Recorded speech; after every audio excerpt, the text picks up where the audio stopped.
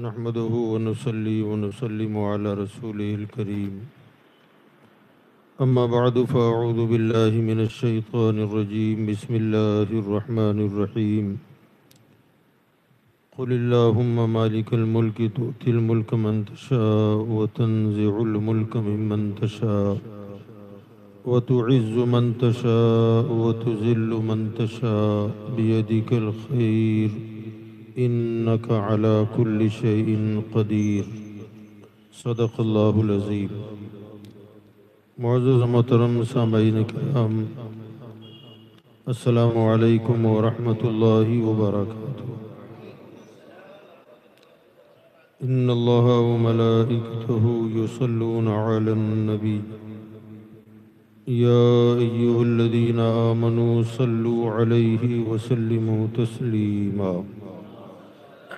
اللهم صل على سيدنا ونبينا ومولانا محمد وعلى آله وأصحابه وبارك وسلم صلاة وسلاما عليك يا رسول الله صلى الله تعالى عليه وسلم. حضرت گرامی، ہمارے اور آپ کے آقا صلی اللہ علیہ وسلم کی سیرت طیبہ یعنی حضور صلی اللہ علیہ وسلم کی زندگی، ان کا اخلاق، ان کا کردار، ان کا اٹھنا بیٹھنا، چلنا پھرنا، کاروبار کرنا، تجارت کرنا، شادی بیاہ کرنا اور اپنے بال بچوں کی پرورش کرنا، ازدواجی زندگی، عائلی زندگی، اجتماعی زندگی، خلوت کی باتیں، جلوت کی باتیں، یہ سارا کچھ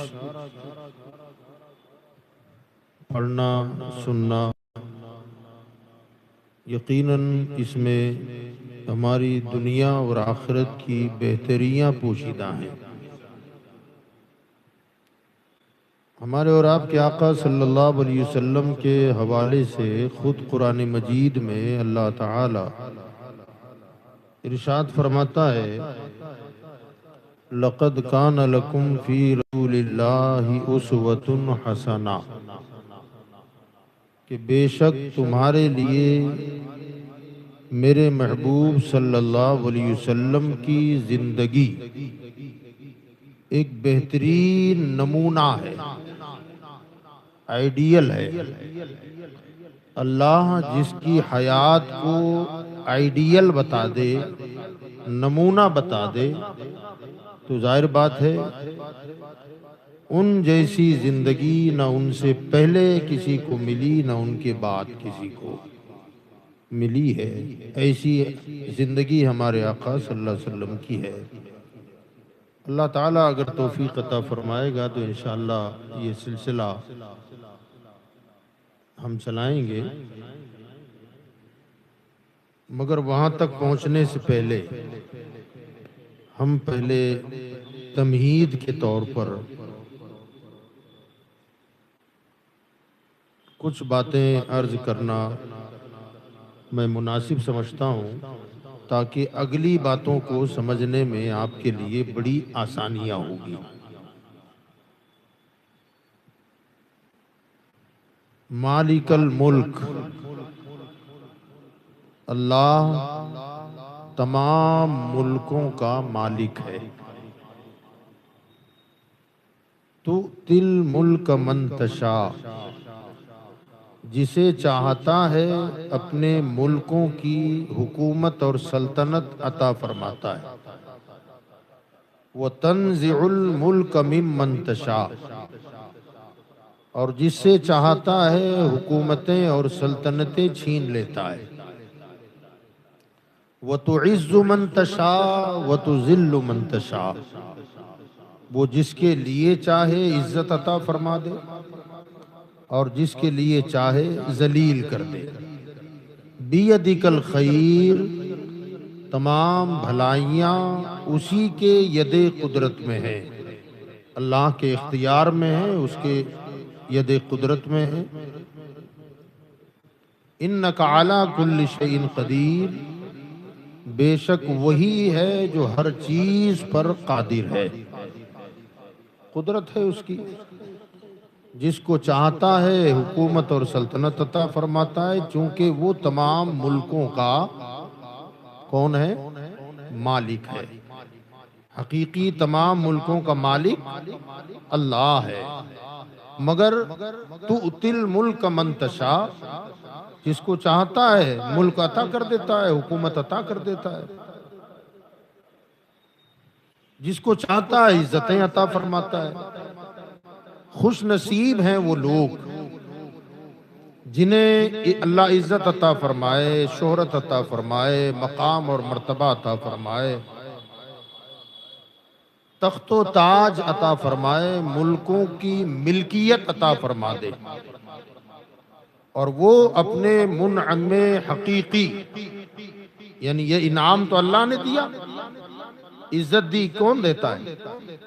پوچھ رہا ہوں، مال کون دیتا ہے؟ شہرت دیتا ہے، کسی کو حکومت کون عطا فرماتا ہے؟ اب وہ نعمتیں لے کر جب بندہ سر جھکا دے اور کہے سبحان ربی الاعلی، وہ بڑا خوش نصیب ہے۔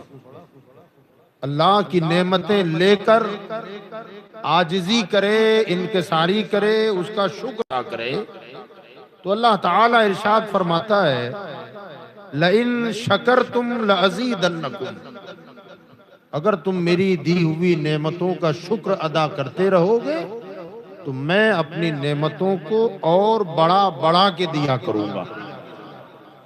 لئن شکرتم لازیدنکم، اگر تم شکر ادا کرو گے لازیدنکم، تو میں اور زیادہ دوں گا۔ ولئن کفرتم ان عذابی لشدید، اگر تم میری نعمتوں کی ناقدری اور ناشکری کرو گے تو پھر میرا عذاب بھی بڑا سخت عذاب ہے۔ تو اللہ تعالیٰ جس کے لیے چاہتا ہے ملکوں کی سلطنتیں اور حکومتیں عطا فرماتا ہے، لیکن بدبخت ہیں وہ لوگ جو نعمتیں لے کر سر جھکا کر سبحان ربی الاعلی کہنے کے بجائے تکبر اور غرور سے سر اٹھا کر انا ربکم الاعلی کہہ دے کہ میں رب ہوں، میں سب کچھ ہوں، تو پھر اللہ تعالیٰ ایسے لوگوں کو بعض اوقات وہ حکیم بھی ہے، فعل الحکیم لا یخلو عن الحکمہ، حکیم کا کوئی کام حکمت سے خالی نہیں ہوتا۔ عزت، شہرت، ملک، تخت و تاج ملنے پر کوئی بندہ گھمنڈ کرے، تکبر کرے، غرور کرے اور لوگوں پر ظلم و ستم ڈھائے تو اللہ تعالیٰ اسے کبھی ڈھیل بھی دے دیتا ہے۔ کتنی ڈھیل دیتا ہے؟ ہم پریشان ہو جاتے ہیں، بلکہ موجودہ دور میں تو ہم زیادہ ہی پریشان ہیں کہ کیا ہوگا اور کیسا ہوگا، اور پھر کبھی کبھی ایسا لگتا ہے کہ اب کچھ ہونے والا ہے۔ ابھی بہار گیا نا، دیکھا ہوگا آپ نے، اب کچھ نہ کچھ ہوگا، کچھ ہوگا، کچھ ہوگا، اور جیسی تاریخ آئی اور رزلٹ سامنے آیا تو پورا الٹ ہو گیا، کہ یہ سب کیا ہو گیا۔ تو وہ اپنی چالاکی پر ناز کریں، اپنی ہوشیاری پر ناز کریں، وہ ڈھیل دیتا ہے۔ کوئی کہتا ہے کہ ہم نے یوں کیا اور ہم نے یوں کیا، وہ لوگوں کی کوششیں بیکار چلی گئیں اور ان کی محنتیں کامیاب ہو گئیں، یہ سارا کچھ اپنی جگہ، حقیقی حکم تو اسی کا چلتا ہے، وہ جو چاہے کر دے، اس کی مرضی ہے۔ اب یہ ڈھیل دینے میں سال کتنے گزرے، اور بھی ڈھیل دے سکتا ہے، اس کی مرضی ہے۔ ایک زمانہ تھا اللہ نے ڈھیل دی کسی کو، یہ اس کا جغرافیہ کتنا ہے، ہمارا ملک کتنا ہے، مٹھی بھر، مانا کہ تمام ملکوں کے مقابلے میں بڑا مانا جاتا ہے، کوئی نمبر آتا ہے اس کا، مگر کیا پوری دنیا یہی ہے؟ نا، دنیا میں ایسے بھی بادشاہ گزرے ہیں جن کو اللہ نے پوری دنیا کی حکومت عطا فرمائی، مشرق سے مغرب تک، شمال سے جنوب تک، پوری کی دنیا کی بادشاہت اللہ نے عطا فرمائی۔ انہی بادشاہوں میں ایک بادشاہ ہے نمرود، اسے نمرود جسیم بھی کہا جاتا ہے۔ بڑا کاور تھا، مضبوط جسامت کا مالک تھا، بڑا قد کاٹھی کا مضبوط تھا، اور حکومت و سلطنت بھی اللہ تعالیٰ نے پوری دنیا کی عطا فرمائی۔ کتنا بڑا بادشاہ ہوگا۔ اور پھر معیشت کو اس نے اپنے کنٹرول میں کر لیا تھا، قبضہ کر لیا تھا۔ اور معاملہ یہ تھا کہ اپنی رعایا سے کام تو چھینا اور اپنا محتاج بنایا۔ میں جتنا اناج دوں وہ لیں، کام نہیں ہے ہم پالیں گے آپ کو۔ دور شروع ہو گیا ایسا، 5 کلو اناج، کام نہیں ملے گا، کام ہے ہی نہیں، دیں گے کہاں سے؟ تو راشن کارڈ پہ کا اتنے کروڑ کو کھانا دے رہے ہیں۔ تو یہ نمرودی ذہن ہے۔ اس نے اناج اپنے کنٹرول میں کر لیا اور لوگوں کو ضرورت کے مطابق وہ تقسیم کرنے لگا، بانٹنے لگا۔ اور پھر جب بانٹنے لگا تو بھئی جو اناج کھلائے وہی تو پرورش کر رہا ہے۔ ایک خمار چڑھ گیا، ایسا خمار کہ لوگ ظاہر بات ہے جس کا کھائیں گے اس کا گائیں گے، عزت والی بات کرنے لگے، بھئی وہی پالتا ہے ہمیں تو وہی پالتا ہے۔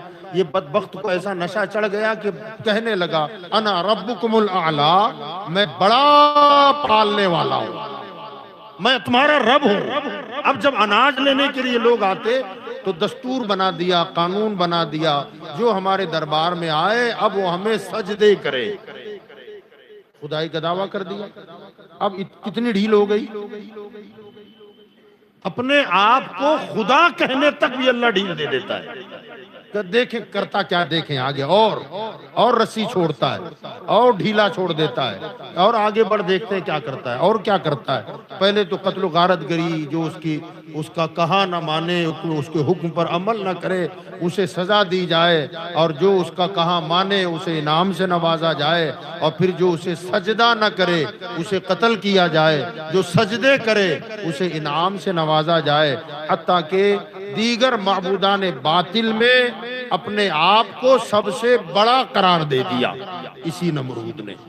غریبوں پر ظلم کرنا، مجبوروں کی مجبوریوں کا فائدہ اٹھانا، اپنے آپ کو خدا تک اس بدبخت نے کہا۔ ایسے دور میں اللہ تعالیٰ نے حضرت ابراہیم علیہ السلام کو پیدا فرمایا۔ حضرت ابراہیم علیہ السلام کی پیدائش سے پہلے اس نے ایک خواب دیکھا۔ اب اس ٹائپ کے جو بادشاہ ہوتے ہیں نا تو اکثر و بیشتر یہ ہوتا ہے کہ اپنے اپنے درباروں میں وہ نجومیوں کو اور علم فلکیات کے ماہرین کو، جادوگروں کو اپنے ارد گرد جمع کر لیتے ہیں، اور پھر ان سے وہ بھوشیہ وانی جو ہوتی ہے نا مستقبل میں کیا ہونے والا ہے وہ پوچھتے ہیں، اور اس کے مطابق پھر عمل کرنا شروع کرتے ہیں۔ وہ سمجھتے ہیں کہ اس نے جو بتایا بالکل پرفیکٹ ہوگا۔ تو ایک مرتبہ نمرود نے خواب دیکھا حضرت ابراہیم علیہ السلام کی پیدائش سے پہلے، ابھی پیدا نہیں ہوئے تھے۔ اس نے خواب یہ دیکھا کہ آسمان پر ستارے چمک رہے ہیں، انہی ستاروں میں ایک ستارہ طلوع ہوا اور اس کی چمک، روشنی اتنی بڑھی کہ اس نے خواب میں دیکھا کہ ستارے تو ستارے ہیں، میں نے سورج کو بھی اتنا چمکتا نہیں دیکھا ہے۔ صبح ہوئی تو اپنے تخت پر یہ تھوڑا اداس بیٹھا ہوا تھا اور کسی سوچ میں تھا۔ تو جو اس کے ارد گرد ہوتے تھے نجومی وغیرہ، انہوں نے پوچھا کہ بادشاہ سلامت، بات کیا ہے، آپ آج پریشان لگ رہے ہو؟ تو کہا آج میں نے خواب کچھ ایسا دیکھا ہے کہ تارا اتنا چمکدار تو ہوتا نہیں ہے، میں نے ایک تارا آسمان پر چمکتا ہوا دیکھا ہے کہ وہ سورج سے زیادہ روشن تھا، اس کی تعبیر کیا ہو سکتی ہے؟ تو ماہرین فلکیات نے کہا کہ اس کی تعبیر یہ بنتی ہے کہ تمہاری مملکت اور سلطنت میں کوئی بچہ پیدا ہونے والا ہے، جب وہ بچہ جوان ہوگا تو ہمارے دین اور مذہب کو بھی چیلنج کرے گا اور تیری سلطنت کو بھی چیلنج کرے گا، اور تیری سلطنت اور حکومت ختم ہو جائے گی۔ اس نے جیسے یہ سنا تو قانون بنا دیا۔ قانون یہ بنایا کہ آج کے بعد کوئی شوہر اپنی بیوی کے ساتھ نہ سوئے، فعل زوجیت سے دور رہے، اور جو عورتیں امید سے ہیں جن کے یہاں بچوں کی ولادت ہونے والی ہے وہ اپنے نام درج کروائیں۔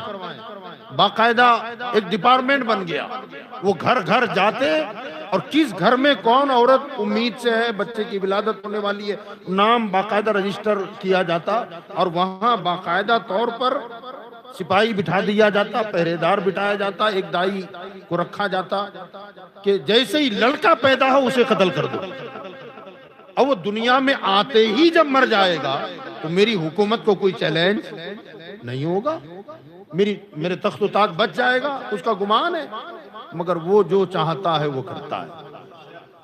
انک علی کل شیء قدیر، وہ ہر چیز پر قادر ہے۔ اب ادھر قتل و غارت گری ہو رہی ہے، بچے پیدا ہو رہے ہیں اور قتل کیے جا رہے ہیں، شوہر اپنی بیویوں سے علیحدہ ہیں۔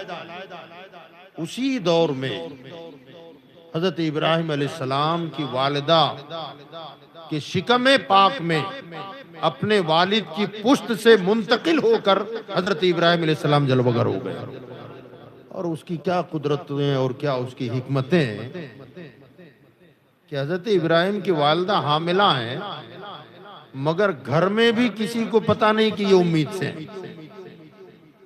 ہوتا ہے نا، پہلے تو خالی ظاہر بات ہے ماں کو پتا ہوتا ہے کہ میں امید سے ہوں، مہینے جب گزرتے ہیں تو پیریڈ ان کے بند ہو جاتے ہیں، بند ہوتے ہیں تو اسے آثار لگتے ہیں، ایک مہینہ نہ آیا، دوسرا مہینہ حیض نہیں آیا، تیسرا بھی نہیں آیا، تو پتا چل جاتا ہے، پہلے ماں کو پتا چلتا ہے، مگر ماں اگر چھپانا چاہے 9 مہینہ چھپ سکتا ہے حمل؟ ماں اگر بچے کی ولادت تک چھپانا چاہے تو وہ چھپ نہیں سکتا، دھیرے دھیرے خود اس کا پیٹ ابھرنے لگتا ہے، شکم بڑا ہونے لگتا ہے، مگر یہ خدا کی قدرت دیکھو، حضرت ابراہیم علیہ السلام 9 مہینے پیٹ میں رہے مگر کسی کو پتا تک نہ چلا کہ یہ عورت حاملہ ہے۔ آپ سوچتی تھی کہ میں امید سے ہوں، یہ مجھے معلوم ہے، شوہر کو بھی بتا دیا، لیکن پیٹ ظاہر نہیں ہو رہا ہے، ابھر کے نہیں آ رہا ہے، اور ایک خوف بھی تھا کہ اگر بچہ پیدا ہوا، لڑکا ہوا تو قتل کر دیا جائے گا۔ آپ کے شوہر نے مشورہ دیا کہ گھر میں بچے کی ولادت ہوگی تو آج نہیں تو کل پتہ چل ہی جائے گا، اور ہماری نگاہوں کے سامنے بچہ قتل کر دیا جائے گا، اس سے بہتر ہے کہ کوئی مقام میں ڈھونڈ دوں تاکہ تم وہاں جا سکو، تمہیں جب محسوس ہو کہ بچے کی ولادت قریب آ گئی ہے تو اسی علاقے میں بابل کا مقام، عراق میں یہ جگہ ہے، ایک جنگل میں پہاڑ تھا اور پہاڑ میں ایک غار تھا، وہ جگہ انہیں بہتر لگی، گفا۔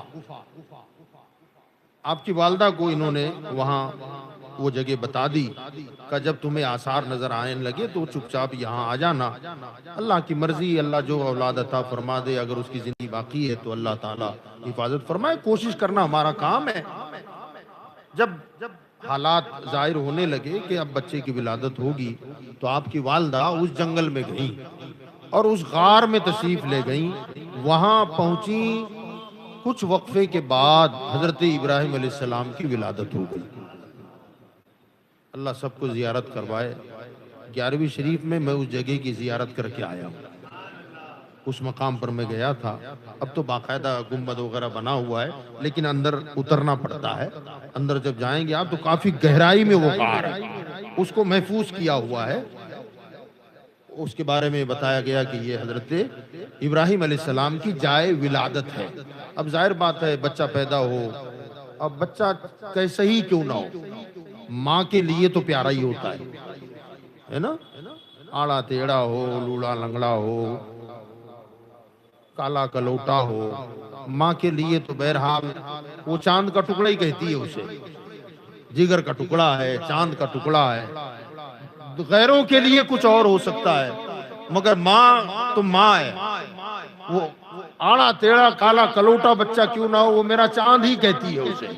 اب جب کالا کلوٹا بچہ ایک ماں کے لیے چاند سے بہتر ہو تو وہ بچہ کیسا ہوگا جس کی پیشانی میں مصطفیٰ کا نور چمک رہا ہو، نور مصطفیٰ جس کی پیشانی میں ہو، جو ابو الانبیاء کا خطاب پائے، وہ بچہ کتنا حسین ہوگا۔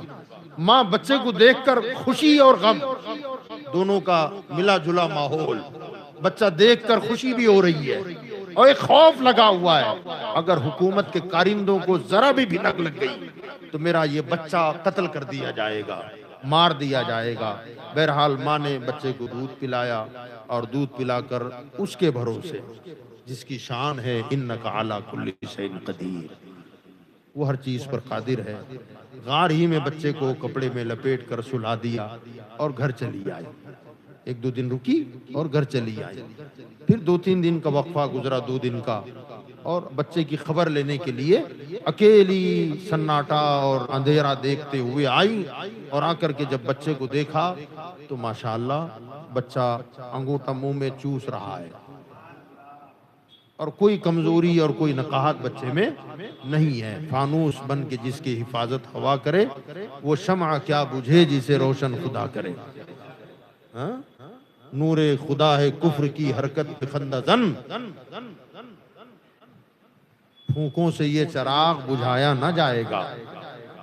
بس غار ہی میں وہ آتی تھیں، دودھ پلاتی تھیں اور چلی جاتی تھیں، بچہ وہیں دھیرے دھیرے دھیرے دھیرے بڑا ہو گیا۔ اور حضرت ابراہیم علیہ السلام کے حوالے سے قرآن پاک کی تفسیروں میں ملتا ہے کہ آپ کا قد و قامت جو بڑھتا تھا نا، بچہ تل تل بڑھتا ہے۔ اچھا، ہم آپ بھی جب بڑے ہوئے تو تل تل بڑا ہوتا ہے بچہ۔ کہتے ہیں کہ عام بچے جتنا 1 مہینے میں گروتھ کرتے تھے نا، جتنا 1 سال میں گروتھ کرتا ہے بچہ، حضرت ابراہیم علیہ السلام مہینے میں اتنے ہو جاتے ہیں۔ یہ اللہ کی قدرت تھی۔ دیکھتے دیکھتے یعنی 7-8 سال کا بچہ ایسا لگتا تھا، 5-7 سال کا بچہ ایسا لگتا تھا 16-17 سال کا جوان ہے۔ ایسا قد قامت حضرت علیہ السلام کو اللہ نے عطا فرمائی تھی۔ جب تھوڑا سا ہوش آیا تو گھر آ گئے گاؤں میں، اب وہ جو خطرہ تھا وہ ٹل گیا۔ اب وہ ماحول حضرت ابراہیم علیہ السلام نے دیکھا کہ گھر گھر بت پرستی، سورج کیا تو خدا، چاند خدا، تارے خدا، لکڑی کا کوئی مجسمہ بنا کا یہ خدا، گوبر مٹی کا کوئی پتلا بنا کا یہ خدا، نمرود تک کو خدا مان رہے۔ سارا ماحول شرک اور کفر میں ڈوبا ہوا ہے۔ ایسے ماحول میں کسی کا اپنے آپ کو بچا لے جانا یہ کوئی معمولی بات نہیں ہے۔ آج ہم عموماً ہوتا ہے نا، ہمارے بچے بگڑ رہے ہیں، آؤٹ لائن ہو گیا، باپ کے سامنے کھڑا ہو جاتا ہے، ماں کو جواب دے دیتا ہے، گالیاں دیتا ہے، وہ ہم تعویذوں کے پیچھے دوڑتے ہیں کہ حضرت یار کچھ کیجئے نا، اس کا پتہ نہیں کیا ہو گیا۔ بھئی آپ نے تربیت سے نہیں کی، کہ تربیت تو خوب کرتے ہیں، ماحول ہی ایسا ہے، ماحول خراب ہے، ماحول ہی کے سر ہم ساری چیز ڈال دیتے ہیں۔ حالانکہ ماحول اثر کرتا ہے، مگر سارا کچھ ماحول کے سر نہیں ڈال سکتے آپ، یہ ہماری اپنی ذمہ داری بھی ہوتی ہے۔ گھر میں ماں اور باپ ایمان والے تھے، دوسرا ماحول شرک اور کفر والا تھا۔ حضرت ابراہیم علیہ السلام نے کفر اور شرک کے ماحول میں ہوش سنبھالا، مگر اس ماحول میں ڈھلے نہیں، بلکہ ان کی اصلاح کی فکر شروع کر دی کہ یہ چیزیں خدا ہیں۔ قرآن پاک میں بڑی تفصیل سے اس کا تذکرہ آیا کہ تارے چمک رہے ہیں، لوگ اس کی عبادت میں لگ گئے تو کہنے لگے کہ کیا یہ خدا ہے؟ تو لوگوں نے کہا ہاں یہ اتنا چمکدار ہیں تارے، کہا یہی تو معبود ہیں ہمارے۔ اب جب تارے غروب ہو گئے تو حضرت ابراہیم علیہ السلام نے فرمایا کہ جو غروب ہو جائے، جو ڈھل جائے، وہ خدا کیسے ہو سکتا ہے؟ پھر چاند نظر آیا، اس کے سامنے لوگ ماتھا ٹیکنے لگے اور پوجا کرنے لگے اور عبادت کرنے لگے۔ آپ نے فرمایا کیا یہ خدا ہے؟ تو انہوں نے کہا یہی خدا ہے، یہ بھی خدا ہے۔ تو آپ نے کچھ دیر کے بعد، چند گھنٹوں کے بعد، ظاہر بات ہے چاند بھی چھپ جاتا ہے، پھر سورج نکل آیا، وہ ساری چیزیں قرآن پاک میں موجود ہیں۔ آپ نے فرمایا کہ جو ڈوب جائے اور جسے زوال آئے وہ کبھی خدا نہیں ہو سکتا۔ اب باقاعدہ طور پر لوگوں کو نصیحت کرتے، سمجھاتے، تبلیغ کرتے، اور ایک دھن سوار تھی کہ لوگوں کو مظاہر قدرت کے سامنے سے ہٹا کر جو ساری کائنات کا خالق اور مالک ہے اس کی بندگی سکھائی جائے، اس کی عبادت کرنے کا ڈھنگ بتایا جائے، مگر ضد پر اڑی رہی قوم نہیں مانی۔ آپ نے اپنا تبلیغ کا کام بند نہیں کیا، برائیوں کو روکنا ایک آپ کا مشن تھا، اس مشن پر آپ مسلسل عمل کرتے رہے۔ لوگ گالیاں دیتے تھے، برا بولتے تھے، کیونکہ آپ فرماتے تھے بھئی یہ سورج چاند انسانوں کے فائدے کے لیے ہے، حقیقی خدا تو وہ ہے جس نے انہیں چمکنے کی طاقت دی ہے، جس نے ان کو بھی چمکایا ہے وہ ہمارا معبود ہے۔ یہ پتھر مٹی کا بنا ہوا، گاروں کا بنا ہوا مجسمہ ہمارا خدا نہیں ہے۔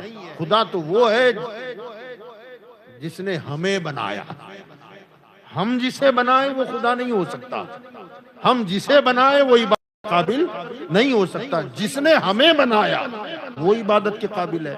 مگر لوگ ایک تو نہ ماننا، دوسرا یہ کہ اپنے مذہب کی مخالفت کرنے والا دشمن مانا گیا اور اذیتیں پہنچانے کے در پہ آ گئے۔ ایک دن حضرت ابراہیم علیہ السلام نے جلال میں آ کر کے فرمایا کوئی دن آئے گا کہ میں تمہارے ان بتوں کی خبر لوں گا۔ اب آپ کے تبلیغ کا، لوگوں کو سمجھانے کا کبھی کیا ہوتا ہے کہ طریقے جو ہوتے ہیں نا ہم لوگوں کو بتانے اور سمجھانے کے، جیسے میں آپ کو بتاؤں، کلمہ ذرا پڑھ لیں آپ، لا الہ الا اللہ محمد الرسول اللہ، پھر پڑھیں لا الہ الا اللہ محمد الرسول اللہ صلی اللہ علیہ وسلم۔ اس پر غور کیا آپ نے؟ میں نے کلمہ خاص طور سے یہ جگہ نہیں تھی اس کی، میں نے پہلی مرتبہ جب کلمہ پڑھا ہے نا تو چند لوگوں نے انگوٹھے چھوئے، پہلے والی کلمے میں نے بھی نہیں چھوما، اور دوسری مرتبہ جیسے میں نے کیا تو تقریباً سبھی نے۔ کیا مطلب ہوا اس کا؟ ایک ہے زبانی دعوت دینا اور ایک ہے پریکٹیکلی، اس میں اثر زیادہ ہوتا ہے۔ کچھ کر دو تو بغیر بولے آدمی کے سمجھ میں آتا ہے یار کچھ ہے، یہ چیز ہے۔ حضرت ابراہیم علیہ السلام نے اب تک قولی تبلیغ فرمائی، کہ اب یہ ایسے سمجھ نہیں رہے ہیں، کہ کچھ کر کے پریکٹیکلی کر کے دکھا دے تاکہ انہیں حقیقت کا پتہ چل جائے، یہ ماننے پر مجبور ہو جائے۔ ان کا کوئی تہوار آیا اور وہ سارے لوگ جنگلوں میں وہ تہوار منانے کے لیے گئے، تو ظاہر بات ہے جب جا رہے تھے نا، تہوار تھا، تو جانے سے پہلے پھل فروٹ میوے مغزیات اور مٹھائیاں وہ سارے تھال کے تھال لا کر اپنے بتوں کے سامنے انہوں نے سجا دیا، اور پھر وہ سارے لوگ چلے گئے اپنا تہوار منانے کے لیے۔ حضرت ابراہیم علیہ السلام نے دیکھا کہ سارے لوگ گئے، تو کیا کیا آپ جانتے ہی ہیں، تفصیل میں نہیں جانا ہے مجھے، خالی آپ کو اس کی طرف لے جانا ہے جہاں ہمیں جانا ہے۔ آپ آئے اور آ کر کے آپ نے وہ سارے تھال اٹھائے اور بڑے بت کے سامنے لے جا کے رکھ دیا، سب کے سامنے تھے وہ، سب کے اس کے سامنے رکھا، ہاتھ میں تیشا لیا، اور جتنے بت تھے نا بڑے کو چھوڑ کر، کسی کی گردن توڑ دی، کسی کا ہاتھ توڑ دیا، کسی کی ٹانگ توڑ دی، اور سب کو توڑ پھوڑ کر کے وہ بڑے والا جو بت تھا اس کے کاندھے پر کلاڑا رکھ کے نکل گیا۔ اب انتظار کر رہے ہیں اب آئیں گے اب آئیں گے اب آئیں گے۔ یہ ایک پریکٹیکلی دعوت کا کام تھا۔ جب لوگ شام کو آئے تو وہاں کے جو بڑے لوگ تھے انہوں نے دیکھا کہ بت خانے کی حالت خراب ہے، توڑ پھوڑ ہو گئی ہے، فوراً نجومی آئے اور سارے بڑے سرداران جمع ہو گئے، کہا کیا ہو گیا, کس نے کر دیا یہ سب, کیسے ہو گیا؟ کہا کون کر سکتا ہے ایسا, سبھی تو ماننے والے لوگ ہیں, سب ان کے سامنے جھکنے والے لوگ ہیں, آخر یہ ہو کیسے گیا؟ تو جن جن کو دعوت و تبلیغ کا کام حضرت ابراہیم نے کیا تھا, اور پھر کبھی کبھی دیش میں آ کر آپ کہتے تھے کہ میں دیکھوں گا کوئی دن تم کو, تمہارے بتوں کی خبر لوں گا.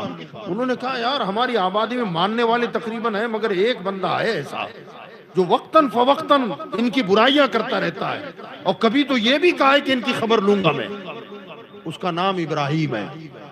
یہ بڑے سرداران اور وڈیرے تھے, انہوں نے کہا کہ بلاؤ اس کو. اب حضرت ابراہیم علیہ السلام تو انتظار ہی کر رہے تھے کہ آئیں گے بلانے تو مجھے ذرا دعوت کا صحیح ڈھنگ سے کام کرنے کا موقع مل جائے گا الگ پہلو سے. اب جیسے ہی آئے تو حضرت ابراہیم علیہ السلام کو گھور گھور کے دیکھنے لگے, ابراہیم یہ کس نے کیا ہے؟ تو کہا مجھ سے کیا پوچھ رہے ہو, جو مار کھا کے پڑے ان سے پوچھو, جن کے ہاتھ پیر ٹوٹے ہوئے ان سے پوچھو نا. تو انہوں نے کوئی جواب نہیں دیا. حضرت ابراہیم کا چہرہ دیکھ رہے ہیں, کہ آپ بتاؤ نا کس نے کیا ہے. تو آپ نے بت خانے میں دیکھا تو سب ٹوٹے پھوٹے ہیں, اور ایک سلامت تھا, اس کے کاندھے پر کلاڑی بھی تھی, اور وہ سارا کھانے پینے کے سامان اس کے سامنے رکھا ہوا ہے. تو آپ نے کہا کہ نہیں لگتا ایسا کہ سب کھانے کی ضرورت اکیلے کو تھی, اس نے سب سے چھینا, اس میں کچھ ہاتھا پائی ہو گئی ہو, اور کڑاڑا بھی اسی کے کاندھے پر ہے, تو یہ جتنے چھوٹے ہیں ان کا سارا کھانا پینا مٹھائیاں وہ سب کچھ نے چھینی, انہوں نے مقابلہ کیا ہوگا, اس نے سب کو توڑ پھوڑ دیا. کہا شاید اسی نے کیا ہوگا, پوچھو نا اس سے. اب جیسی انہوں نے حضرت نے فرمایا کہ اس سے پوچھو, تو ان کی گردنیں جھک گئی. تو کہنے لگے ابراہیم تم جانتے ہو یہ بولتے نہیں ہیں, یہ بولتے نہیں ہیں, یہ کیسے بولیں گے؟ اب آپ سمجھے کہ تیر نشانے پہ لگ گیا ہے. آپ نے فرمایا اف لکم ولما تعبدون من دون اللہ حسب جہنم. فرمایا تف ہے تمہاری عقلوں پر, اس کی عبادت کر رہے ہو, تم خود ہی اس کی مجبوری کا اعلان کر رہے ہو. جو اپنا بچاؤ نہ کر سکے, مار کھا جائے, اور کس نے مارا یہ بھی نہ بتا سکے, اور تم اس کی پرستش کر رہے ہو, اس کی عبادت کر رہے ہو. اُفِّل لَكُمْ, فرمایا تف ہے تم پر, افسوس ہے تم پر. مگر ظاہر بات ہے خدا جب دین لیتا ہے تو عقلیں چھین لیتا ہے, عقلوں پر پردے پڑے ہوئے. حالانکہ اس سے سٹیک بات کیا ہو سکتی ہے نا, کہ ظاہر بات ہے یار اتنے مجبوروں کو ہم نے خدا سمجھ لیا ہے, ان کے سامنے ہم جھک رہے ہیں. حضرت سیدنا ابراہیم علیہ السلام نے دیکھا کہ ان پر میری بات کا کوئی اثر ہو نہیں رہا ہے, اب تو باقاعدہ دشمنی پر اتر آئے نا, کہ تم ہی نے یہ حال کیا ہے. آپ نے فرمایا افسوس ہے. یہاں میں ایک عقیدے کی بات اور عرض کر دوں کہ یہ ساری جو باتیں ہیں جس ڈھنگ سے ہم بیان کر رہے ہیں, قرآن پاک میں یہ سب تفصیل ہے. وہاں بھی تبلیغی دیوبندی غیر مقلد اہل حدیث جو اپنے آپ کو کہتے ہیں, یہ ساری آیتیں ولیوں پر فٹ کر دیتے ہیں. ولیوں فٹ کر کے کہتے ہیں, یہ جواب دیتے ہیں ان کی قبر توڑ دو تو کچھ کرتے ہیں, وہ جیسے وہاں ہوا ایسا یہاں کر کے دیکھو, ایسا ہوتا ہے. حضرت ابراہیم علیہ السلام کا پیغام یہی تھا کہ یہ جو ہیں بریلوی اور سنی اپنے آپ کو کہنے والے, کہ ان میں اور ان میں فرق کیا ہے؟ تو ہم کہتے ہیں بھائی فرق یہ ہے کہ حضرت ابراہیم علیہ السلام نے فرمایا اُفِّل لَكُمْ وَلِمَا تَعْبُدُونَ. کیا فرمایا؟ تعبدون. اتنا بول سکتے ہو نا, تعبدون. کیا فرمایا؟ تعبدون. یہ تعبدو عبادت سے ہے. تعبدو ایاک نعبدو, ایا سورہ فاتحہ میں نا, ایا ہم تیری ہی عبادت کرتے ہیں. اُفِّل لَكُمْ وَلِمَا تَعْبُدُونَ, تف ہے تم پر, تم ان کی عبادت کرتے ہو. پتا چلا وہ کیا کرتے تھے بتوں کے ساتھ, ہم عبادت نہیں کرتے, ہم زیارت کرتے ہیں. ہم عبادت نہیں کرتے, ہم کیا کرتے ہیں؟ بولو اونچی بولو, انہوں نے زیارت کو عبادت بنا دیا. ارے اتنا بڑا ظلم مت کرو. اگر زیارت ہی عبادت ہوتی، اگر زیارت ہی عبادت ہوتی تو اتنا تو سوچا ہوتا. مدینہ منورہ میں حضور کا روضہ بھی ہے اور مسجد بھی ہے نا. مسجد کیا بتا رہی ہے اور روضہ کیا بتا رہا ہے؟ ولیوں خواجہ نہ چلے جائیں آپ. روضہ الگ ہے، مسجد، اور وہاں ظاہر بات ہے اس مسجد میں تھوڑا خرچہ ہوا ہے. اب تو جدید تعمیر ہو رہی ہے، کروڑ روپیہ اس کو لگ جائے گا، 2 کروڑ سے زیادہ لگ جائے گا. اگر زیارت ہی عبادت ہے تو ہمیں کروڑوں وہاں خرچ کرنے کی ضرورت نہیں تھی. درگاہ تو ہے نا. پتا چلا جب عبادت کرنی ہو تو ہم مسجد میں جاتے ہیں، اور زیارت کرنی ہو تو جالی کے سامنے آتے ہیں. زیارت اور ہے، عبادت. ہمیں کروڑوں روپے کی مسجدوں میں خرچ کرنے کی ضرورت تھی نہیں. اگر وہی عبادت تھی تو ہم مسجد میں عبادت کرتے ہیں اور اولیاء کے مزاروں پر اونچی بولیں زیارت کرتے ہیں. آپ نے فرمایا ان کی تم عبادت کرتے ہو، افسوس ہے تم پر. عبادت کرتے ہو اور ہم ان کی عبادت نہیں کرتے. اور رہی بتوں کی بات تو اللہ تعالیٰ نے بت پرستی سے منع کیا، مگر جو اس کے ہیں ان کی زیارتوں کا تو حکم دیا ہے نا. ان کی تعریفیں قرآن میں فرمائی نا اللہ نے. جیسے بتوں کی مذمت ہے، بتوں کی برائیاں ہیں، بتوں کی برائیاں بیان فرمائی، اسی قرآن میں اللہ فرمایا الا ان اولیاء اللہ لا خوف علیہم ولا هم یحزنون. یہ ولیوں کی بات ہو رہی ہے. تو کہیں من دون اللہ کہتا ہے اللہ، اس سے مراد بت ہوتے ہیں، اور جب اولیاء اللہ کہتا ہے تو اس سے غوث اعظم مراد ہوتے ہیں، معین الدین اجمیری مراد ہوتے ہیں، خواجہ نظام الدین اولیاء مراد ہوتے ہیں. تو من دون اللہ اور ہیں، اولیاء اللہ اور ہیں. تو یہاں من دون اللہ کی برائی بیان ہو رہی ہے. حضرت ابراہیم علیہ السلام نے جب یہ کام کیا، چاہیے تو یہ تھا کہ انہیں سمجھ آ جاتی، مگر وہ سمجھے نہیں. اور ظاہر بات ہے اس کا کوئی جواب تو تھا نہیں نا ان کے پاس. بھئی اس سے پوچھو تو وہ بول نہیں سکتے ہیں. مار کھانے والوں سے پوچھو تو کہا وہ بھی نہیں بتا سکتے ہیں. تو آپ نے فرمایا ایسوں کو خدا مانتے ہو، ان کے سامنے سر جھکاتے ہو، عبادت کر رہے ہو، سجدے کر رہے ہو. جب جواب نہیں تھا تو یاد رکھیے گا، ظالم جو ہوتا ہے نا، ظالم جب ہارتا ہے تب مارتا ہے. ظالم کی عادت ہے، یہ فطرت ہوتی ہے اس کی. پہلے وہ ہارتا ہے، لگتا ہے کہ اب میں مقابلہ نہیں کر پاؤں گا، تب پھر وہ مارنے پر آتا ہے. یہی حال انہوں نے کیا، اور یہ شکایت پہنچی حضرت ابراہیم علیہ السلام کی نمرود کے پاس. اور وہاں جا کر بتوں کی جو حالت انہوں نے کی تھی وہ تو شکایت کی انہوں نے، ساتھ میں اسے زیادہ غصہ دلانے کے لیے. ہو سکتا ہے نمرود کو اس پر اتنا تیش نہ آئے، کیونکہ وہ خود ہی اپنے آپ کو خدا سمجھتا تھا. تو وہ مٹی اور پتھروں کو پھوڑ دیا انہوں نے، تو اس سے کیا، اس کو کیا فرق پڑے گا. تو اسے اور غصہ دلانے کے لیے انہوں نے کہا کہ بادشاہ سلامت، وہ آپ کو بھی اپنا رب نہیں مانتا ہے. کہا مجھے بھی؟ کہا نا آپ کو بھی نہیں مانتا ہے. اگر یقین نہ آئے تو بلا کے دیکھو. اب حضرت ابراہیم علیہ السلام کو نمرود کے دربار میں بلایا گیا. حضرت ابراہیم علیہ السلام تشریف لائے تو اپنی شان کے مطابق جس انداز سے آنا تھا آ گئے. اب اس کے دربار کے آداب تھے، جو آتا اسے آ کے پہلے سجدہ کرتا، پھر جا کے لائن میں کھڑا ہو جاتا. حضرت ابراہیم علیہ السلام آئے اور آ کر کھڑے ہو گئے. تو پہلے تو وہ دیکھ کر ہی وہ غضبناک ہو گیا. کہا کہ ابراہیم تمہیں پتا ہے میرے دربار کے آداب؟ تو کہا کیا آداب ہے؟ میں نے بے ادبی کیا کی ہے؟ اگر بے ادبی کروں تو ظاہر بات ہے کہ میں مجرم کہلاؤں، سزا کا مستحق کہلاؤں. کب بے ادبی نہیں کی مگر ادب بھی نہیں کیا. تو کہا ادب کیسا کرنا ہے؟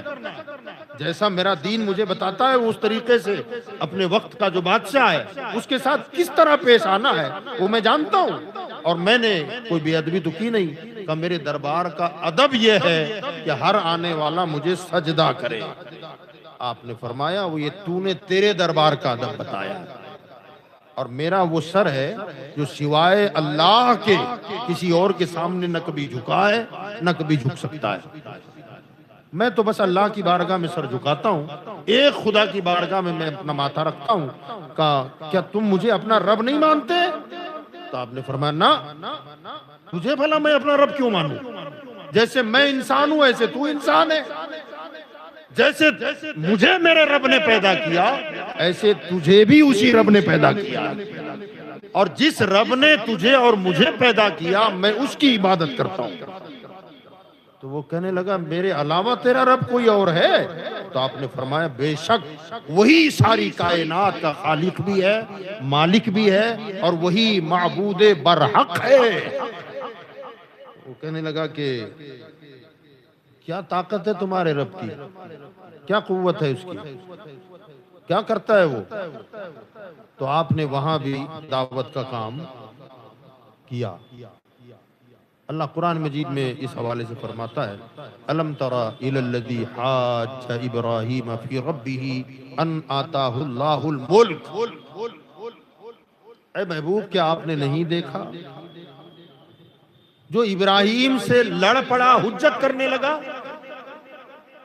کون حجت کر رہا ہے؟ ان آتاہ اللہ الملک، جس کو اللہ نے ملک عطا فرمایا نا، جس کو اللہ نے حکومت عطا فرمائی، کہ وہ ابراہیم سے حجت کرنے لگا۔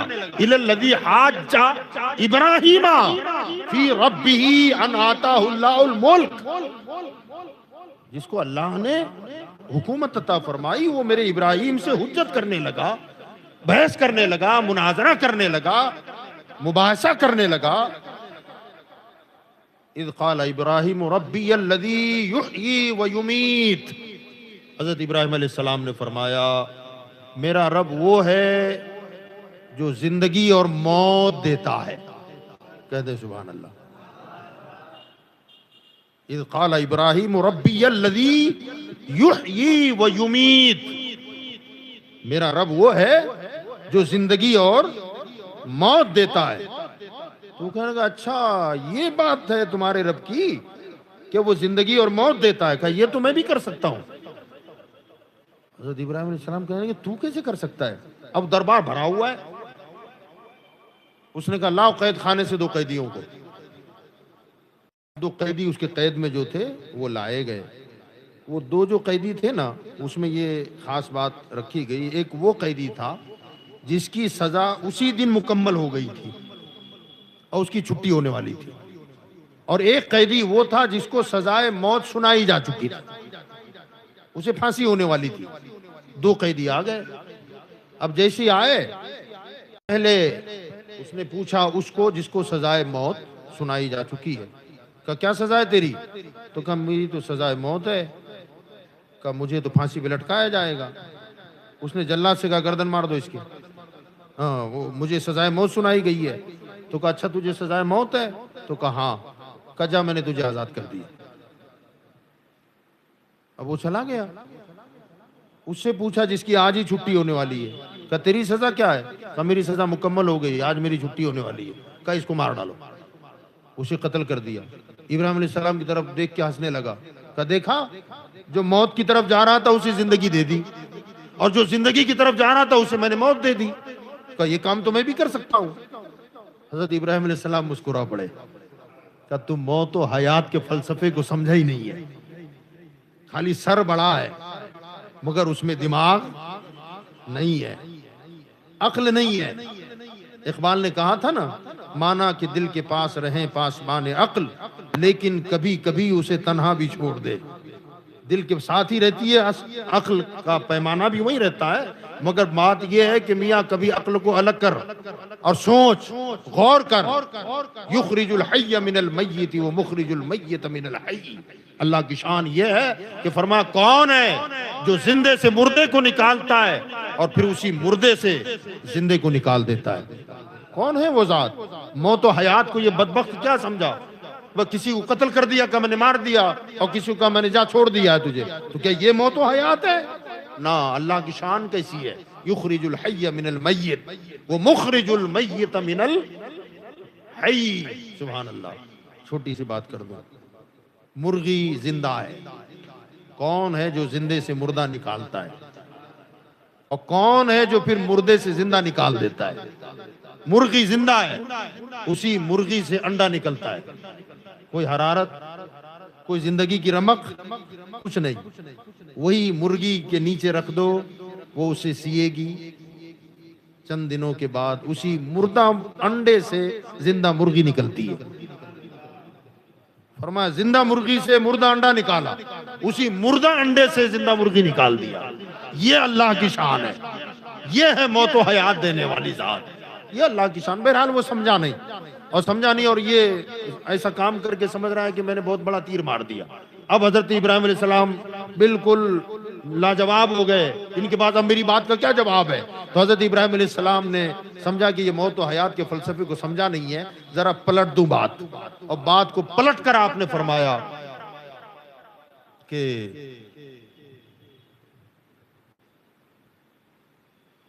قال ابراہیم فإن اللہ یأتی بالشمس من المشرق فأتی بها من المغرب.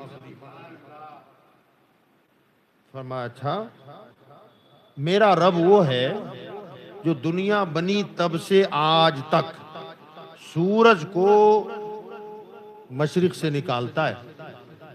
تجھے دعویٰ ہے نا؟ فأتی بها من المغرب، ایک مرتبہ مغرب سے نکال. اللہ قرآن میں فرماتا ہے کیا ہوا جب جیسی یہ سوال کر دیا نا حضرت ابراہیم علیہ السلام نے کہ میرا رب وہ ہے جو دنیا بنی تب سے سورج کو مشرق سے نکال رہا ہے، مغرب میں ڈوبو. تو ایک مرتبہ نکال دینا ادھر سے. فَبُهِتَ الَّذِي كَفَرَ، اللہ فرماتا ہے کافر مبہوت ہو گیا. مبہوت ہونا ہے نہیں، کیا کہتے ہیں اسے؟ نہ ساکت و جامد ہو جانا، مبہوت ہو جانا ہے نا. جواب نہ سوجنا، وہ خالی آدمی چہرہ دیکھتا ہے نا ہکا بکا رہ جانا. مبہوت ہو جانا مطلب ہکا بکا رہ جانا کہ اب کیا کروں. زمین والا مسئلہ ہوتا تو کچھ کراتے، جیسے ادھر کر دیا اس کو مار ڈالو، اس کو چھوڑ دو، ادھر ادھر کچھ کر لیتے. مگر یہ مسئلہ تو آسمان کا ہے. اور پھر بات یہ ہے کہ جادوگر بھی رکھتا ہوں، مگر زمینی معاملہ ہوتا تو کچھ جادو ٹونے سے کچھ کر کے دکھا دیتا. جادوگروں کا جادو آسمانوں پر نہیں ہوتا. فَبُهِتَ الَّذِي كَفَرَ، کافر مبہوت ہو گیا. یہاں ایک بات عرض کر دوں، آپ کو سنا دوں گے، تھوڑا سا غور کریں آپ. عقیدہ انشاءاللہ نکھر جائے گا آپ کا. توجہ کی ضرورت. حضرت ابراہیم علیہ السلام کے بارے میں قرآن کہہ رہا ہے قال ابراہیم فإن اللہ یأتی بالشمس من المشرق فأتی بها من المغرب. میرا رب وہ ہے جو سورج کو مشرق سے اگاتا ہے. اگر تو ہے تو کیا کر، کہاں سے نکال، اونچی بولو. یہ دعویٰ تھا نا حضرت ابراہیم علیہ السلام. اگر بفرض محال نہ کر سکا وہ، اگر بفرض محال نکال دیتا تو. توجہ ہے آپ کی؟ بفرض محال ممکن نہیں ہے، مگر نکال دیتا تو دلیل ابراہیمی کی روشنی میں کیا کہنا پڑتا اس کو؟ مجبور ہو جاتے نا. اگر نکال دیتا تو ظاہر بات ہے بفرض محال کی بات کر رہا ہوں. سوچئے وہ تو نہ نکال سکا. توجہ ہے؟ تاریخ جھوٹ نہیں بولتی.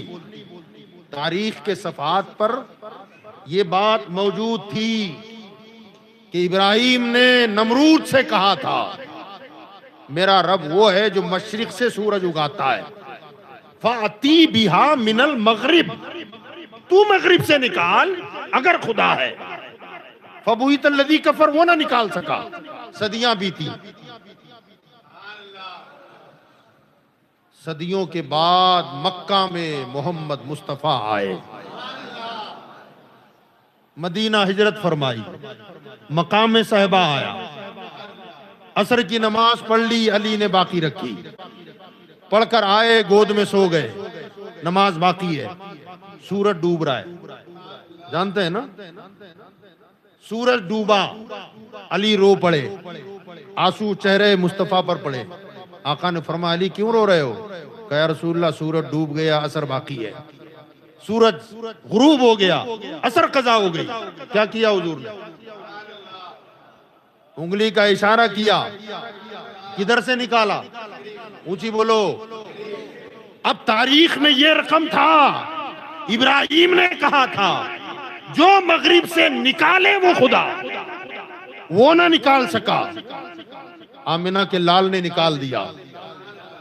اب تاریخ کو پڑھ کر کہیں لوگ یہ نہ سمجھے کہ دلیل ابراہیمی کی روشنی میں خدا وہ جو مغرب سے سورج نکالے اور محمد الرسول اللہ نے نکالا ہے، کہ کہیں یہ خدا تو نہیں ہے؟ اب جیسے ہی نکالا اللہ نے اس دلیل کی روشنی میں کئی لوگ خدا نہ سمجھے، قرآن کی آیت اتاری، مصطفیٰ کہہ دو انا بشر مثلکم، مصطفیٰ جلدی اعلان کرو ورنہ خدا سمجھ لیں گے کہ میں تم جیسا مثل بشر ہوں، اے لوگوں مجھے خدا نہ سمجھنا، کیونکہ میں نے مغرب سے نکالا ہے، اور ابراہیم کی باتیں موجود ہیں کتابوں میں، تاریخ میں موجود ہیں، کہیں اس کی روشنی میں تم مجھے خدا نہ سمجھو۔ اللہ نے قرآن کی آیت اتار دی، قل، مصطفیٰ کہو جلدی سے، کیا کہیں؟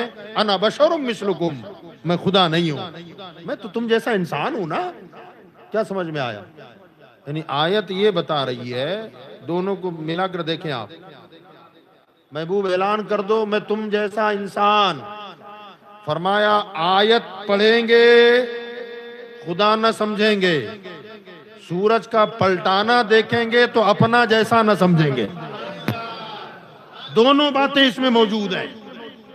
اے محبوب آیت پڑھ کے سنا دو، کہہ دو انا بشر مثلکم، کیوں؟ خدا مت کہنا، خدا نہ کہیں تو پھر کیا ہم جیسے کہہ دیں کہ سورج کو دیکھو نا نکلا کیسے، کہ سورج کا پلٹانا دیکھیں گے تو اپنے جیسا نہیں کہیں گے، اور انا بشر مثلکم پڑھیں گے تو خدا نہ کہیں گے۔ بات یہ تھی، یاروں نے اپنی صف میں لا کے کھڑا کر دیا۔ بات سمجھ رہے ہیں جی؟ کتنے ذہین لوگ ہیں، بات تھی کیا اور بیان کیا کر رہے ہیں، بولا کیا جا رہا ہے؟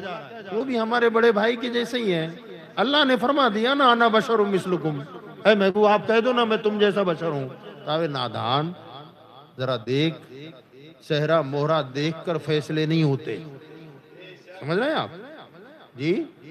یاد رکھیے گا، بے وقوف شکل دیکھ کے فیصلہ کرتا ہے، بے وقوف شکل و صورت دیکھ کے فیصلہ کرتا ہے، عقل مند شکل نہیں دیکھتا، مقام دیکھتا ہے۔ عقل مند، میں مثال دے دوں آپ کو، میں آپ سے کہتا ہوں لکھو 11، کیسے لکھو گے؟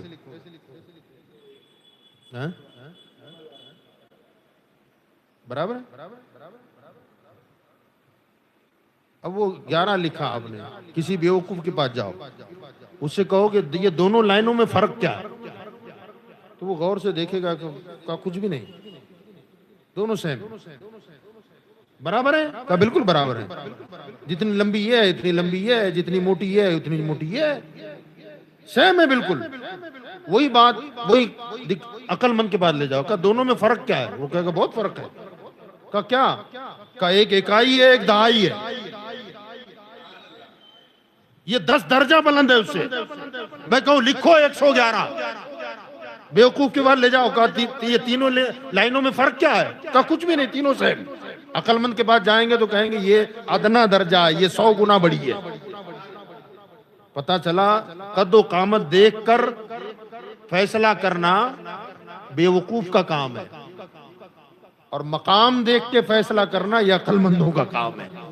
انہوں نے حضور کا چہرہ مورا دیکھا، کھانا پینا دیکھا، سونا جاگنا دیکھا، کہا انا بشر مثلکم، قرآن نے کہہ دیا ہم جیسے ہی ہیں نا۔ ارے پاگل، یہ تو دیکھا ہوتا، تیری بھی آنکھ ہے ان کی بھی آنکھ ہے نا، تو بھی دیکھتا ہے وہ بھی دیکھتے ہیں، مگر فرق کو دیکھا ہے تو نے کتنا ہے، کتنا فرق ہے؟ کہ تو دیکھے تو خالی یہ کائنات کو دیکھے، اور جب وہ دیکھیں تو مخلوق کو بھی دیکھیں، اور جب چاہیں رب کو بھی دیکھیں۔ ان کے بھی پیر ہیں میرے بھی پیر ہیں، وہ بھی چلتے پھرتے تھے، میں بھی چلتا پھرتا ہوں. فرق یہ ہے کہ تو گھومے تو بازاروں میں گھومے، مصطفیٰ چلے تو مدینہ کی کبھی بازاروں میں اور کبھی چلنے پر آئے تو عرض سے لامکاں میں چلے جائیں. یہ ان کی شان ہے نا، تو مقام و مرتبہ ہوتا ہے. بہرحال حضرت ابراہیم علیہ السلام نے جب نمرود کو لاجواب کر دیا، تب ہے نا ظالم ہارتا ہے تو جی مارتا ہے. اس نے کہا اب اس کا علاج ایک ہی ہے، اس سے بات چیت میں جیت نہیں سکتا. کہ ایسے آدمی کی سزا کیا ہے، کیسے زندہ جلا دو. اور پھر وہی ہوا، 4 دیواری بنائی گئی، 30 گز لمبی 20 گز چوڑی دیوار، پورا ہال بنایا گیا اور اس میں لکڑیاں لا کے جمع کرتے گئے.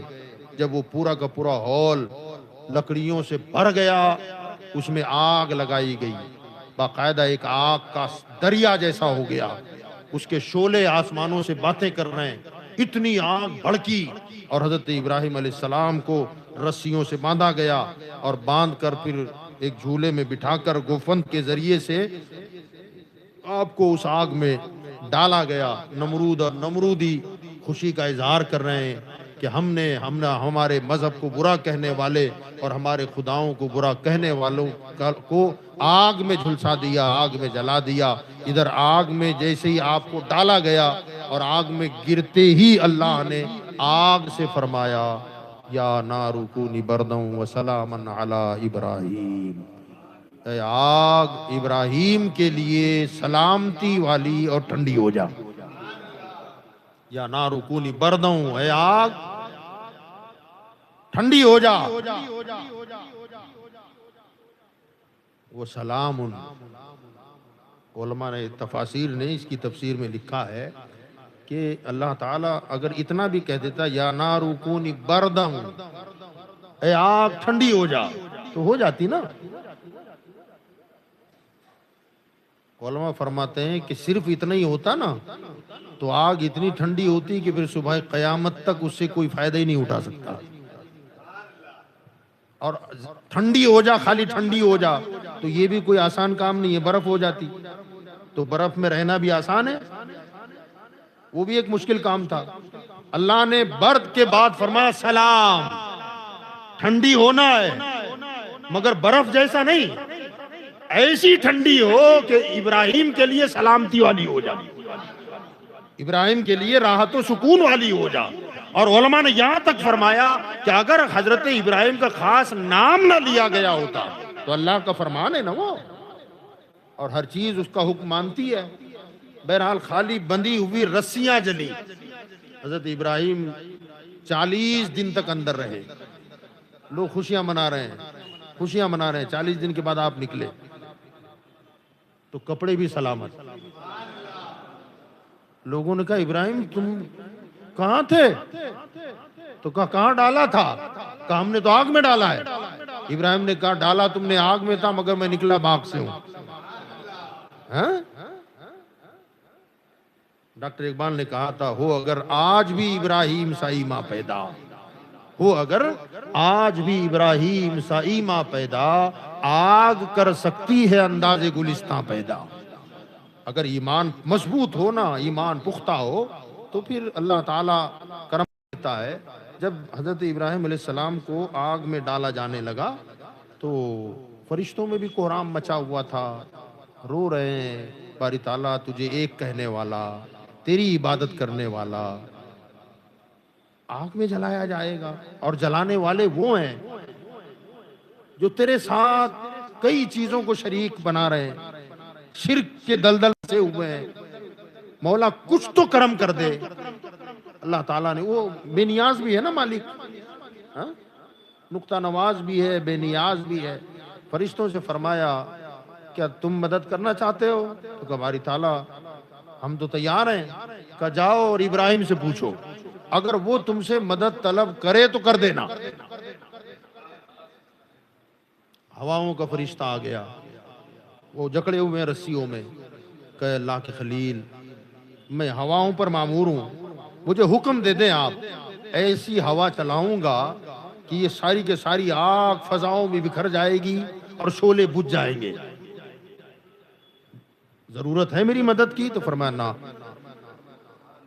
بادلوں پر جو مقرر ہے وہ فرشتہ آیا، کہا ایسی بارش برسا دوں کہ دیکھتے دیکھتے یہ آگ کا ڈھیر راکھ میں بدل جائے، آپ مجھ سے مدد کے طلبگار ہیں؟ آپ نے فرمایا نہ، آپ تم سے کوئی حاجت نہیں ہے۔ جناب جبریل علیہ السلام آئے، اللہ کا حاجت یا ابراہیم، اے ابراہیم کوئی حاجت ہو تو بیان کرو نا، میں مدد کے لیے تیار ہوں، میں تو خالی پر مار دوں تو ساری آگ کو بجھا کے ٹھنڈی کر دوں۔ آپ نے فرمایا تم سے بھی کوئی حاجت نہیں، کہا کوئی حاجت نہیں ہے؟ تو کہا نہ، تو کہا کس سے حاجت ہے آپ کو؟ کہا رب کی حاجت ہے، تم سے نہیں ہے، حاجت ہے تو رب سے ہے۔ اس بات کو بھی لوگ بیان کرتے ہیں کہ دیکھا فرشتے آ گئے مدد کے لیے، مگر ابراہیم علیہ السلام نے فرشتوں کی مدد نہیں مانگی۔ کہ کس کی مدد کی درکار ہے؟ اللہ کی۔ اس سے یہ تو سبق ملتا ہے، توحید کا درس ملتا ہے کہ ابراہیم علیہ السلام نے فرشتوں کی مدد کو بھی ٹھکرا دیا، بس لو لگی ہے تو اللہ سے، کہ ہم ہیں یا غوث المدد یا خواجہ المدد یا علی المدد۔ یار یہ اسلامی طریقہ نہیں ہے، یہ ملت ابراہیمی کا طریقہ نہیں ہے۔ ہم کہتے ہیں آدھی بات مت کرو یار، اتنی بات تو ٹھیک ہے، حضرت ابراہیم علیہ السلام نے جبریل کی مدد کا انکار کر دیا، بادلوں کے فرشتوں کو کہا تجھ سے میری کوئی حاجت نہیں ہے، ہواؤں کے فرشتے کو کہا کہ نہ تجھ سے مجھے کوئی مدد کی خواہش نہیں ہے، اگلی بات بھی تو پوری کرنا، یہ ہمت تو عمل کر لے ابراہیم علیہ السلام کے طریقے پر۔ کیا کہا انہوں نے؟ حضرت جبریل نے کہا تھا جس سے ہے اس سے تو کہو، ہم سے نہیں ہے نا حاجت، اللہ کی حاجت ہے، تو کہا بے شک ہے، تو کہا ان سے تو کہو، اس سے تو کہو۔ تو ابراہیم علیہ السلام نے کیا جواب دیا تھا جانتے ہیں آپ؟ یہ مقام خلت ہے، انشاءاللہ کبھی موقع آئے گا تو اس پر ہم بات کریں گے، یہ مقام خلت کہلاتا ہے۔ ابراہیم علیہ السلام نے جواب دیا تھا، یعنی کیا جبریل کیا کہہ رہے ہیں؟ دعا تو کر دو، آپ حاجت ہے نا اللہ سے، تو دعا تو کریں آپ کے باری تعالیٰ رحم فرما کرم کر دے اور اس آگ سے مجھے بچا لے اور نمرود سے بچا لے، دعا کرو نا، ہماری مدد سے تو انکار کر دیا آپ نے، رب سے تو کہو۔ تو جناب ابراہیم نے کیا جواب دیا تھا؟ فرمایا خبر بے خبر کو کی جاتی ہے، توجہ، خبر کس کو دیتے ہیں؟ اور میرا رب علیم و خبیر ہے، کہ میں دعا کر کے اسے اطلاع دوں؟ آگ جلانے والوں کو بھی جانتا ہے، آگ کو بھی جانتا ہے، مجھے باندھنے والوں کو بھی جانتا ہے، مجھے پھینکنے والوں کو بھی جانتا ہے، اور جو آگ میں پھینکا جا رہا ہے اسے بھی جانتا ہے، تو پھر دعا کر کے اسے اطلاع دوں؟ یہ وہ مقام ہے جو مقام خلت ہے۔ تو رات دن دعا مانگ رہا ہے، ذرا بیمار ہو آ گئی تو دعا، بچے بیمار ہو گئے تو رو رہا ہے، گڑ گڑا رہا ہے، دکان ٹھپ ہو گئی، کاروبار بیٹھ گیا، رو رہا ہے، ان سے دعا کرواتا ہے، ان سے دعا کرواتا ہے، خود دعا کرتا ہے۔ دعا کرنا میں منع نہیں کر رہا ہوں، لیکن جو کہتے ہیں نا کہ فرشتوں سے انہوں نے مدد نہیں مانگی، تو تم کیوں ولیوں سے مدد مانگتے ہو؟ بات دراصل یہ ہے کہ حضرت ابراہیم علیہ السلام نے ان کی مدد کا انکار کیوں کیا؟ اس کی وجہ یہ ہے کہ چھوٹا بڑوں کی مدد مانگتا ہے، چھوٹا بڑا چھوٹوں کی مدد نہیں مانگتا۔ ابراہیم خلیل اللہ ہیں، فرشتے مانا کے فرشتے ہیں، مگر آپ بڑے اونچے مقام پر، فرشتے نیچے ہیں، فرشتے نیچے ہیں، اشرف المخلوقات انسان ہے، فرشتے نہیں ہیں۔ اشرف المخلوقات لقد کرمنا بنی آدم فرمایا اللہ نے، لقد کرمنا ملائکہ نہیں فرمایا کہ ہم نے فرشتوں کو عزت دی، فرمایا فرشتوں کو عزت والے تو ہے، مگر تمام مخلوق میں مکرم کسی کو اللہ نے بیان فرمایا تو وہ اولاد آدم ہے، اور وہ تو ابراہیم خلیل اللہ تھے۔ ان سے مدد اس لیے نہیں مانگی کہ آپ اللہ کے پیغمبر بھی ہیں، اللہ کے خلیل بھی ہیں، اللہ کے دوست ہیں، اس لیے یہ ایک درس تھا، خاموش درس ہے وہ۔ فرمایا کہ مانگا اس لیے نہیں کہ ان کا رتبہ مجھ سے کم ہے، رب سے اس لیے نہیں مانگا کہ وہ سب جانتا ہے، وہ سب جانتا ہے اس مقام پر۔ اب پہلے والے کا تو رد کرتے ہو، کہ دیکھو غیر اللہ سے نہیں مانگنا ہے، غیر اللہ سے نہیں مانگنا ہے، تو حضرت ابراہیم علیہ السلام نے تمہارے رب سے بھی نہیں مانگا؟ کر سکتا ہے ایسا کوئی؟ ہاں نہیں کر سکتا، وہ ان کا مقام ہے، وہ ان کا رتبہ ہے۔ تو بہرحال ہم اولیاء اللہ سے چھوٹے ہیں تو ہم ولیوں سے مدد مانگتے ہیں، ہم ولیوں سے مدد مانگتے ہیں۔ تو حضرت ابراہیم علیہ السلام جب آگ سے نکلے تو نکلنے کے بعد پھر آپ نے بابل سے ہجرت فرمائی۔ جب اس وقت آپ کے شادی ہو چکی تھی، حضرت سارہ آپ کے نکاح میں تھیں، اور وہاں سے آپ مصر ہوتے ہوئے ملک شام تشریف لے گئے۔ اگلی بات انشاءاللہ ہم آنے والی محفل میں سنیں گے۔ وما علینا الا البلاغ۔